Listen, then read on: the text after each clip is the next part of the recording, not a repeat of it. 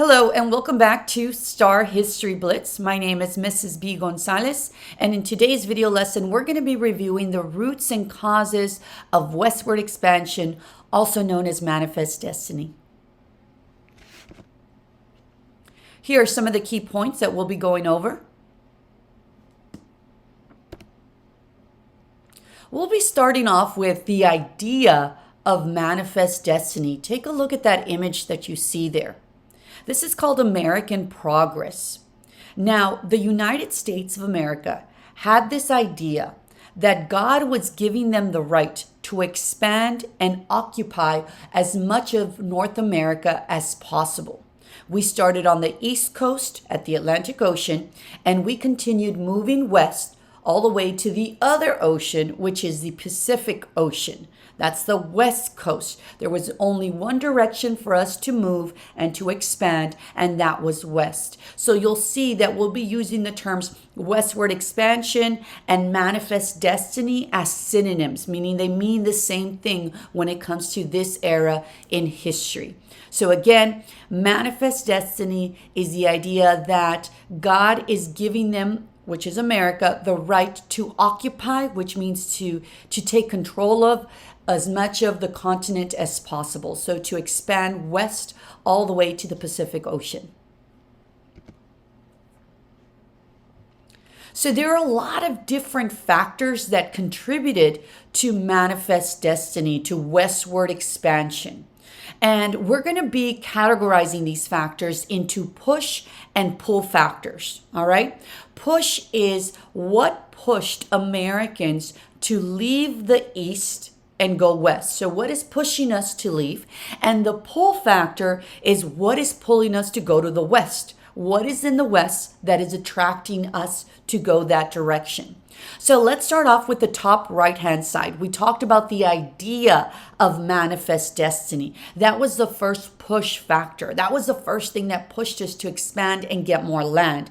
The idea that God was giving America the right to expand west. Now, we also had advocates. Advocates are supporters, people who really believed in this idea of manifest destiny, such as our president, James K. Polk. Now, James K. Polk was committed to expanding the nation all the way to the Pacific Ocean. When he was running for president, his main campaign was, "Vote for me and we will reach the Pacific Ocean." And we did. When he is president for one term, which is only 4 years, we get the territory of Texas, Oregon, and what becomes known as the Mexican Cession. And we'll be talking more about that in the next video sessions. Now, if you keep going down in this graphic organizer that we have here, you see that population growth becomes another factor why people left the East. We have a lot of immigrants coming in and the population is increasing. And so because of this increase of population, I believe from 1800, we had about 5 million people in the East. By 1850, we have about 23 million people. That's only a 50-year difference. And look at the amount of people that were coming in to the East Coast of the United States, that were living on that East Coast of the United States. And so when you have such a surge in population, such an increase, there are other factors that start taking a toll on individuals, such as the fact that there's not a lot of jobs available. And so they had to, move west to try to find those jobs. So that actually leads me to the next factor, to the next push factor, which is economic depression. There's so many people, there's not enough jobs, people are not making money. There are other things that are happening like financial panics, right? And also the working conditions in factories were not great, poor working conditions. So that became a reason why people were pushed to leave the East and go and try and find ways of making more money in the West Coast or in the western part of the United States. So let's think about what pulled us to the West. What is in the West that attracted Americans to go that way? Well, if you look at that first little square, it says new markets.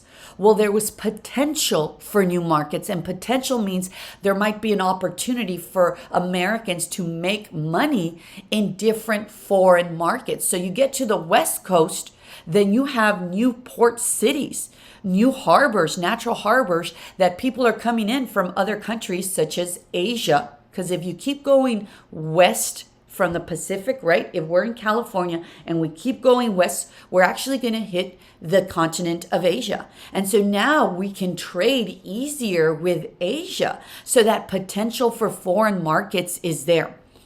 If you keep going down, there's the next one, and that's inexpensive farmland. The western part of the United States has so much land and it's inexpensive, meaning it's cheap, right? It doesn't cost a lot of money. They actually had different programs that were going on that said, the homestead that said, we'll give you so many acres of land as long as you promise to work the land for X amount of years, then it's yours. So they wanted people to go and settle in the West. And so there was a lot of inexpensive farmland. In this farmland, there was an abundance of natural resources. So abundance means a lot of. So natural resources included good farmland, rivers, right? And we're going to be learning about some minerals that are found in the West Coast. That'll be our next one. But it's also good land for livestock and agriculture. So they were able to make small farms in the West. They even started using a new method to protect their farmland, which was using barbed wire fences. Barbed wire is just wires wrapped up, and then they have little like spikes at the end. And so this would keep the animals away from their farms and their products, right, that they were going to eventually sell. Additionally, owning land was linked to wealth and independence. So if you own land, you were considered wealthy, meaning you were considered to have money. The more land you owned, the more wealthy you were. It was also a part of being independent. You didn't have to rely on paying rent for your land. And so land ownership, again, was linked to wealth and independence. So people wanted to own land, and it was inexpensive in the West, so that pulled them to go west. So another factor, and one of the biggest factors that caused a huge economic boom, was the fact that gold, this precious metal, this mineral, was found in California in 1849. Now, let me tell you this. In 1848, we get that land that includes California under the Mexican cession. We'll be talking about that in the next session. And then in 1849, we find gold. By 1850, so many people have rushed from the East, and people from Asia, Chinese immigrants, have come over that there's enough population to make California a state. And so by 1850, California becomes a state, all because a year before that, gold is found. And I need you to know that gold is going to be referenced on your test with many different names. So there's synonyms to gold. There's the word minerals or mineral ores, sediments, precious metals. All of that is gold, all right? Now, the term sediment, I want you to know this. The way they were mining, meaning kind of like digging for gold, the way they were mining would cause sediments, particles of gold and minerals to come down streams, rivers, right? And because they were heavier in weight, they would fall to the bottom of the rivers, known as the riverbed. And so there was a lot of sediments found on riverbeds. And what these miners, these 49ers, who were digging for gold and trying to strike it rich, what they would do is something called panning. And so they would get a pan and they'd get rocks from the riverbed, and with the water, they'd swoosh it around like that. And eventually the stuff that wasn't heavy would fall off, and the sediments, particles of gold and minerals, would stay at the bottom. And that was another way that they were mining for gold. So gold became a huge factor. Now, one thing I want to add to this, is the fact that pioneers, 49ers, were moving west, right, to try to make money in the California gold rush. But you also had Asian immigrants, Chinese immigrants. Remember, I mentioned that if you're in the Pacific coast, you keep moving west, there's the Pacific Ocean, but then you hit the continent of Asia. And so these Chinese immigrants who also heard of the California gold rush would get on their boats, their ships, and sail across the Pacific and land in California because they also wanted to try and strike it rich. So you had a lot of Chinese immigrants, so much so that they created distinct communities. They had places like Chinatown in San Francisco. San Francisco became a huge port city there in the West Coast. So make sure that you remember that, San Francisco, and the fact that Chinese immigrants created these distinct communities such as Chinatown. It's important to know that when the Chinese immigrants didn't strike it rich, looking for gold, they ended up working in building the Transcontinental Railroad, the western part. So there was an eastern part that was coming from the east and the western part, and eventually they met, right? And eventually they connected. This was known as the Transcontinental Railroad, which we will be discussing later. But it's important for you to know that the Chinese they were the main labor force building that western part of the Transcontinental Railroad. Now, the last pull factor, what was the last thing that pulled people to the West?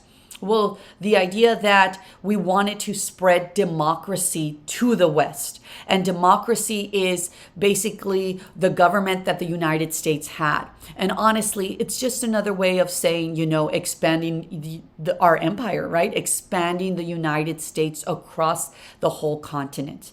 So those are the main contributing factors to manifest destiny, to westward expansion. So the arts also encourage westward expansion. The American Progress is painting depicting an angel leading settlers westward.